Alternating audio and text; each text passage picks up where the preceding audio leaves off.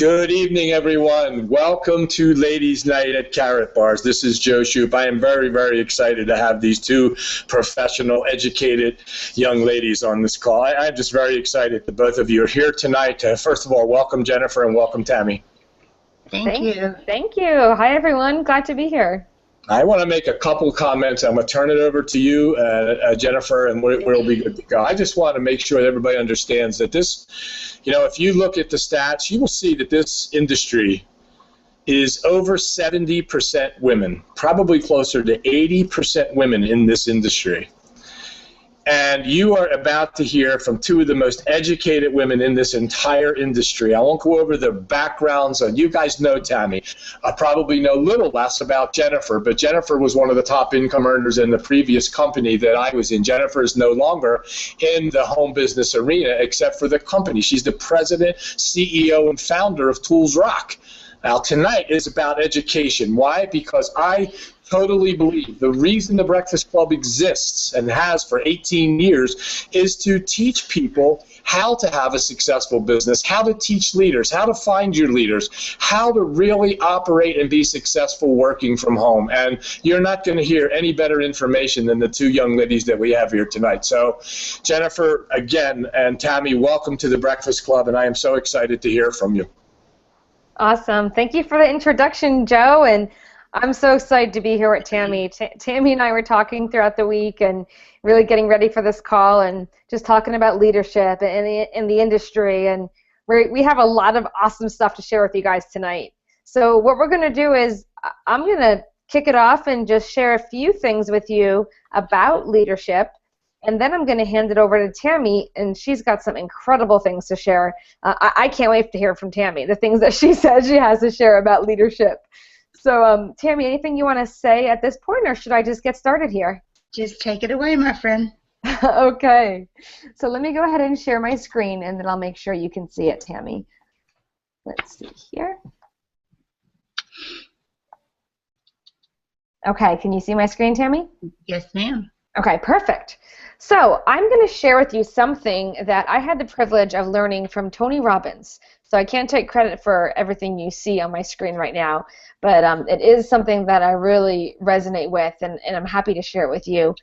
When I was in my previous network marketing company, they had a private lunch for about 15 of us with Tony Robbins, and he gave a leadership training for network marketers.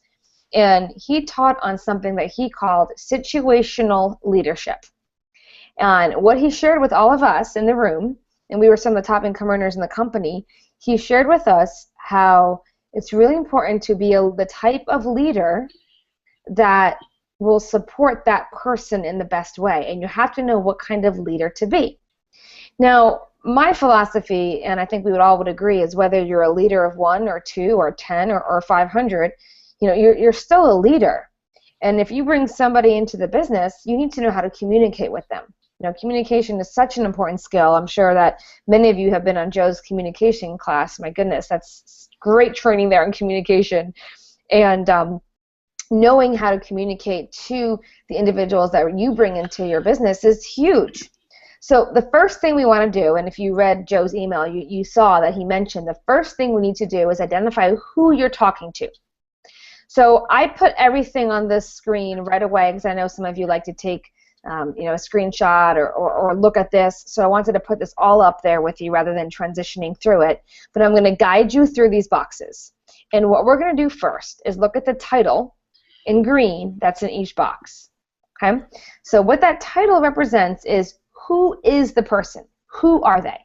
So we have the disillusioned learner, right? We have an enthusiastic beginner. We have a peak performer, and then we have a reluctant contributor. Okay?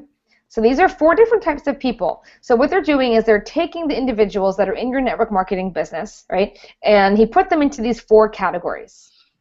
Now, everyone starts as an enthusiastic beginner, right? Even if they're experienced in the industry, they still have to learn about the products, about the business, about the compensation plan. So an enthusiastic beginner has a high commitment. They just joined, right? They just put out some money to be in business with you. They just made the commitment. They said yes. So they have a high commitment, but they have low competence, right? And now, of course, there's a scale to that competence. They may be a great networker, right? But they still have some things to learn. They maybe have to learn about the tools. They maybe have to learn about the leadership. They have to learn about the corporate culture, the business culture, the team culture, the products. Like I mentioned, there's a lot of things to learn, how to sign up, right?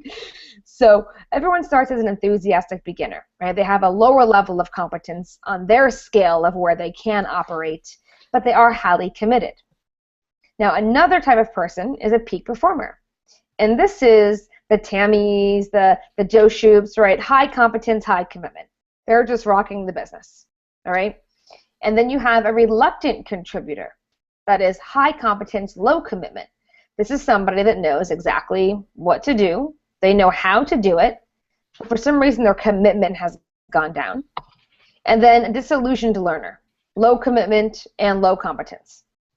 So people can move around. There's different paths that individuals can take. And the really great thing is that what can help determine the path they take is you as a leader, right? You can really have a great influence on that. So if everyone joins and everyone starts as an enthusiastic beginner, would you want them to be a disillusioned learner or a peak performer? Well, naturally, we want them to be a peak performer. So they have that low competence, but they can easily lose that commitment and become a disillusioned learner. So I'm sure you've seen people throughout your career in the industry, right? Maybe in your current business, but I'm sure you've seen people at some point that are new. They're not really sure how everything works yet. They're super excited, right? You've probably heard ignorance on fire, right? But they don't know what to do, and then maybe they do the wrong things. Maybe they just say too much. Maybe they're not, using the right tools. And next thing you know, they get no, and they lose their confidence. They lose their commitment. And now they're a disillusioned learner. So they're still a learner because that's where they should be. They need to be learning, but they're disillusioned. They have low competence, they have low commitment, and they're not gone. They're still in your business, so we're going to share with you how to handle each of these people. But the point here is this is the type of person you're dealing with, right? And I'm sure you guys can relate to that type of person. Now, let's show you a different path. What if that enthusiastic beginner kept that high commitment and combined it with high competence? Someone joined the business. They learned the steps to take to grow their business. They took those steps. They managed their expectations, right? And they were able to handle objections. And they knew who they were and how to present to different people. They knew how to use the tools. They knew how to use their upline. They knew how to get on the training calls, right? So right away, they kept that commitment, but now they became higher on the competence scale of what they're capable of doing. That person's a peak performer, right? Now, your enthusiastic beginner, again, can be that disillusioned learner, or they can go right to peak performer. But a peak performer doesn't always stay there. And maybe some of you have seen this as well. I know I've seen this. The peak performer can become a reluctant contributor. They know what to do. They've done it before, but they're just not doing it. Well, what happened? They know what to do. They know how to do it. They know they can do it. So what shifted is their commitment, right? So why did that commitment get low? What happened? Did they disconnect from the team? Did they lose confidence? Did they have some stress in their life? Who knows? But that peak performer can go to be a reluctant contributor. Now, as you can see in the arrow, guess what? You can get them back to a peak performer. And guess what? That disillusioned learner, you can take them back to an enthusiastic beginner. You can't quite get them to be a peak performer, right? They have to go through these phases. So a point being here, guys, is these people can move around through these categories. Now they can do it on their own, or you can have some control over this matter and take your enthusiastic beginners who join your business and turn them into peak performers. So here's what you do. Your enthusiastic beginner needs, now look at the orange text here, low support, high direction. So what is the difference between support and direction? Direction, in this example, the way that these slides are, this image is laid out here, direction is telling somebody exactly what to do, right? Take these steps, do these actions, boom, boom, boom, giving them a plan, a proven plan that works so they can get into action. Okay? Support is more the encouragement. It's the motivation. It's the inspiration. Right? It's letting them know they can do it, letting them know you believe in them. It's more of the not less important, but it's the softer side of it.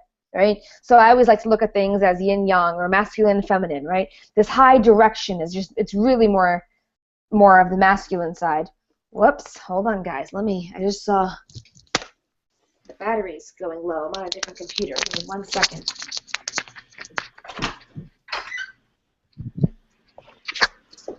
I'm going to go grab my power cord.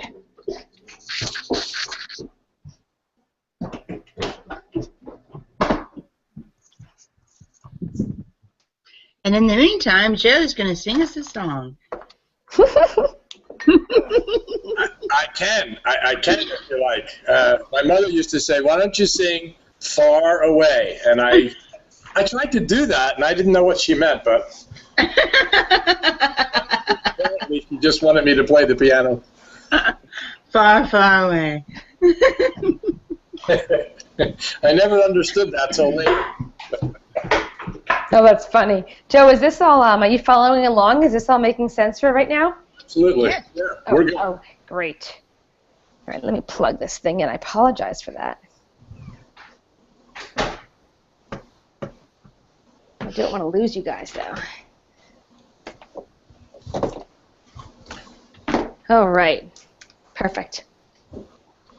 All right. There we go.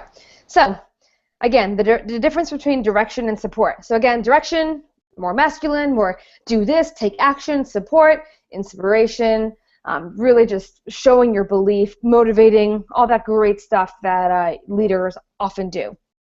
Both are important. There's a time and place for each one. So the enthusiastic beginner, they don't need to be told they can do it. They know they can. They said yes. They signed up.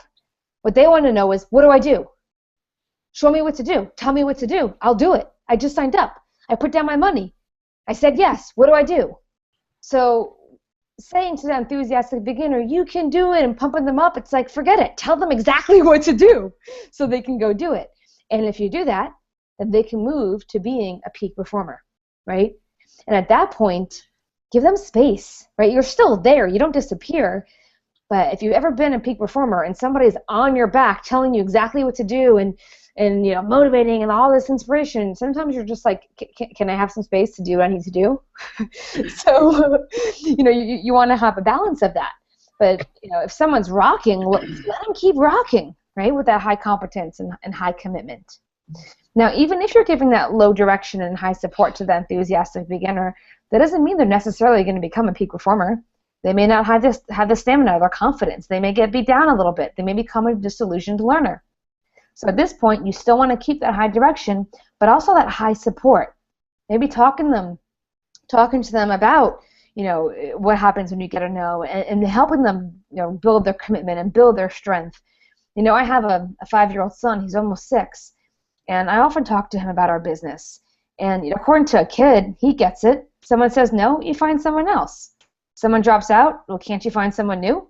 You know, to him it's so easy. You know, you would think kids are more sensitive, but they're like, yeah, someone says no, so what? You find someone new, right, Mommy? Oh, someone drops out, oh, well, you find someone else, right? It's like, yeah, of course, right? So we want to have those kind of conversations with our disillusioned learner.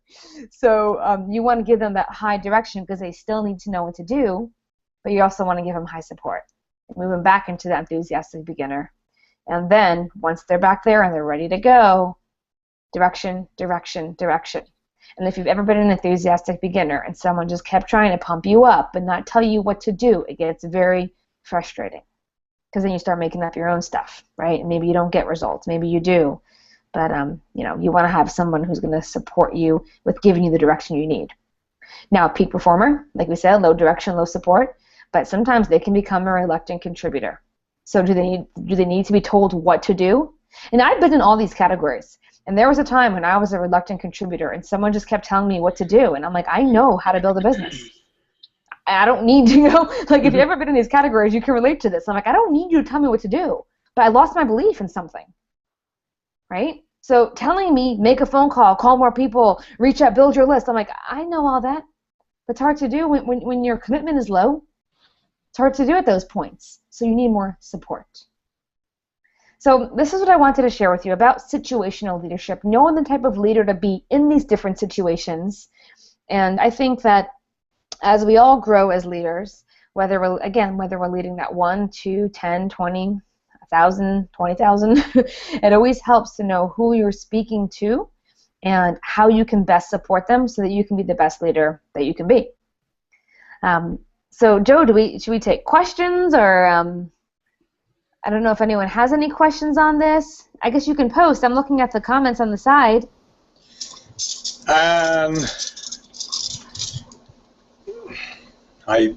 It's okay. I don't see any questions. I see lots of good evenings and no questions. And hellos. So I see lots of comments, but no questions. Good. So what I'm going to do is I'm going to hand it over to Tammy, because I shared with you a few things about leadership, but Tammy's going to share some.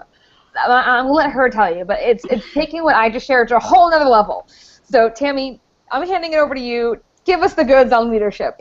All right, let's do this, guys. I hate to say this, but since I'm about to turn 49 next month, I have to wear these now. I have to wear glasses because I made some notes, and I want to make sure that I cover everything that I wanted to cover. So can you guys hear me loud and clear? Yes. All right, perfect. We got you.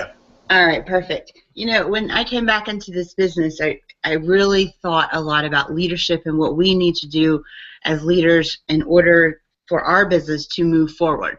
And, I looked up leadership in the dictionary, and leadership is described in Webster's dictionary as the power or the ability to lead other people. And then Dwight D. Eisenhower said leadership is the act of getting someone to do something for you because they want to. And I really, really like that quote. And let that sink in. You're getting someone to do something for you because they want to, not because they have to. So, I've worked, for those of you that know my background, I've been in corporate America. And, they considered the leadership of those businesses as the people that were running the company. The only problem was they were running the company, they weren't running the people. They weren't leading the people. And they became untouchables. You weren't able to speak with them. You had to go up the chain of command. You weren't able to just to have a conversation with them. So, when I went, decided back in June of 2013 that I'm going to come back into Karatbars full time, and I'm going to give this everything I had, I really had to think about, how am I going to, first of all, gain the confidence of the people back, but then also, how am I going to be the leader that I really, really want to be? So I wanted to be a great leader. I mean, there's nothing wrong with wanting to be a great leader. You have a lot of good leaders out there. You have a lot of mediocre leaders out there. But I truly wanted to be a great leader where, people would say to me, because of her, I did not give up in this business because she kept motivating me or supporting me or giving me the things that Jennifer talked about here on the call tonight. She kept doing those things for me in a way that I needed them to be done. So, I wanted to change people's lives. I came back in, I've always been that little girl that always wanted to change the world. And, and with Karatbars, it's given me the opportunity to change a lot of people's lives. And Karatbars has changed my life so much, and for that I'm so very, very thankful. But I wanted to not be, in the industry that we're in, and I'm not necessarily talking about Karatbars, but in the industry that we're in, there are so many so-called leaders out there that they work hard for a few years and they make a lot of money, and then all of a sudden they just disappear. And it's disheartening because, to me, they don't remember their first day. They don't remember having to be led to get to where they are.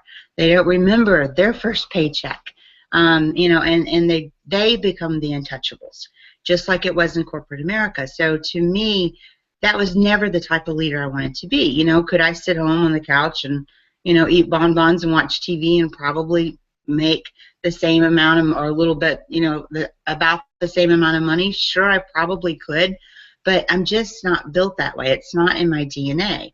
A great leader to me is one that is the hardest working person in the people that they're trying to lead. So you want to be able to make sure that you can inspire and motivate and create a vision of what people want out of their lives. And the best thing that you can do for that is to truly connect with their why. Why do they want to do this business? What is their motivation? Do they want to make more money? Do they want to spend more time with their family? Do they just want recognition? Believe it or not, guys, some guys just get involved in network marketing simply for the recognition. They don't really care about the money. They just want to be a part of something. But in order to to be a great leader, you have to understand that you cannot create an army of followers. Okay? If you're creating an army of followers, you're not a great leader. By being a great leader, you are creating great leaders. Not good leaders, not mediocre leaders, but great leaders. So in order to effectively do that, you really have to find the right people. As Boomer always says, you have to find the people with the 3 Ds. Do they have dreams? Do they have desire? Do they have determination? Those are the type of people that I want to groom into being great leaders. And I see so many times, in our company when there are people that they've been around for a long time, but they've never became that great leader. They have so much power within them to do it, but they just want to follow. And if you're a follower, all you're ever going to do is follow someone. So make a decision, a conscious decision, that you want to be a great leader. And in order to do that, you have to do what I did. You have to allow yourself to be humbled enough to be led. And when I first came back, that was very hard for me because, I had always, like I said, worked in corporate America. I'd always been top producer. I go through the 2-week training class. It's like, yeah, I got it. Leave me alone. Kind of like Jennifer said, just leave me alone. If I need you, I'll let you know. And I really had to humble myself to being led. Some of those leaders might be on the call tonight. It's, not, I see one right now, Big Boomer Dan's here. I had to really commit myself to being able to be taught and not know everything on my own, because I would have floundered and I would have failed. My sponsor, Ms. Sherilyn Gober, I had to humble myself to be led by her. There were actually people in my downline that I allowed to lead me because I knew they were great leaders and I wanted to be able to be just like them. But then it gets to the point where I'm going to take that position of great leader, and then I'm going to create my own army of great leaders. And there's a lot of people in the world today that they think, well, I can't be a great leader. I'm late on my mortgage, my car payment's behind. I'm, I don't think I have it in me. We all have it within us. I went through some major financial struggles in 2010, 2011, half of 2012. Things were not pretty in my life, and I really had lost that sparkle. I'd always had that sparkle. I was always, the first one to work in the morning and the last one to leave at night, and it was drudgery for me. But I had to take a step back and say, you know what? The past is the past, the future's the future, and I'm going to be led until I feel that I have become a great leader. And then I am going to continue and create an army of leaders, not followers. So, with all of that being said, I guess I'm trying to say is, it doesn't matter where you are right now. Let's say that you've been with Carrot Bars and maybe you haven't tasted that success. It's okay. Find yourself a mentor. Find someone that's willing to do whatever it takes to create the leader that's within you, because we all have that leadership capability, but sometimes we don't utilize it because maybe we think we're not good enough. There was a time when I didn't think I was good enough. And, you know, we really need to step back, step inside of ourselves, and figure out what is it about me that can make me a great leader, and work on those aspects of yourself. If you have, you know, strengths, play on your strengths. If you have weaknesses, work on your weaknesses. So, you know, it'll be 2 years in October that I actually stood on the stage in Nashville, Tennessee, and said to everyone there that in 2009, corporate America gave me the pink slip. And Monday morning, corporate America is getting the pink slip. This has been almost 2 years of my life working Karatbars full time, trying to support as many people as I can, and trying to love people to success, as Sherilyn says it. Because a lot of times you do have those reluctant people, but if you continue with the support and you continue with the guidance, we can love them to success and create great leaders amongst all of our people in Karatbars. And I just wish all of you great success. Big love to all of you. And I just want to thank you guys for joining us. I know that we're planning a convention. It has not been officially announced, but from what I heard, it's going to be in November in San Diego. I want everyone on the call to do me a favor. I want them to go get a Post-it note and put on the Post-it note, I will be in San Diego at the Karatbars convention in November. And I want you to put that on your mirror, and I want you to look at it every day. Because what that's going to do is that's going to put that power of intention into your head. And then the universe will put people, places, and circumstances into your life to make that happen for you. And I want to meet all of you there. I want to you know, be able to give big hugs and celebrate, you know, our Karatbars freedom, our you know, not only just, it's not all about the money, guys. It's really about the time freedom. It's about being able to be home, you know, and make dinner every night. Not tonight, we had Woodward pizza, but to make dinner every night. And just having that ability, you know, I'm about to take a lot of time off. You know, I work, you know, 16, 18, sometimes 20 hours a day. This is about that time of year when my body shuts down. And so I know that I have created enough great leaders that I don't have to worry about my business while I'm gone. So that is one of the things that I'm most thankful for. So make it your intention to be there in November. Once you've attended one of our freedom celebrations, your life will never be the same. And make sure that you join Joe. I think it's Tuesday on the Breakfast Club. Make sure that you join him on that. And with that being said, you know, if you guys have any questions, you know, post them over in the chat box. If not, you know, thank you so much for having me on here. I'm blessed and I'm honored. Jennifer, thank you for sharing what you did, because it makes so much sense, because we try to manage people the same way and not everybody is the same. So thank you so much for that information. But if there's no questions, then I would most definitely, Boomer, I do have this written out somewhere. I'll actually copy and Skype it to you. So it's written out in a little different format. But anyway, so I just appreciate all of you, and I guess that's a wrap, guys. Good night.